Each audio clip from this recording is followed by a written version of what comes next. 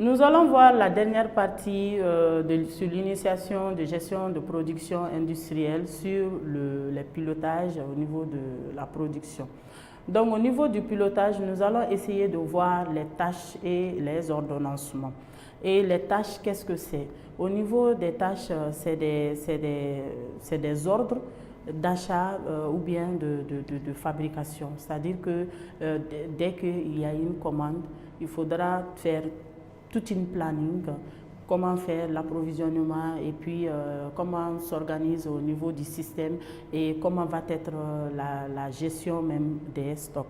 Donc à ce niveau, nous avons différentes méthodes de planification. Soit vous pouvez utiliser la méthode MPR, donc c'est une méthode d'évaluation, d'examen, surtout de planification de projet. En ce moment, vous devez prendre en compte sur les tâches, les délais et puis et la livraison.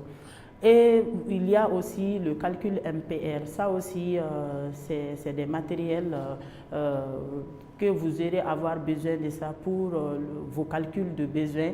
C'est ce que nous allons même utiliser au niveau des autres chapitres et d'approvisionnement. Vous allez faire des calculs d'approvisionnement et ainsi de suite. Et puis, le dernier méthode, c'est la méthode OPT. C'est une méthode d'optimisation surtout qui concerne l'ordonnancement de l'atelier, les ordres de fabrication. En deuxième partie, toujours dans les tâches d'ordonnancement, et très généralement, vous allez voir que par la suite, c'est au niveau de l'ordonnancement qu'il y a des ordres de fabrication et des tâches.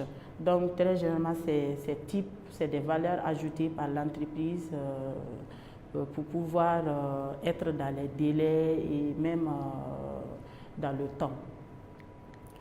Et en conclusion, j'ai fait un petit schéma pour vous, pour essayer de résumer un peu tout ce que nous allons voir dans les autres chapitres. Donc d'abord, nous allons commencer avec les plans stratégiques.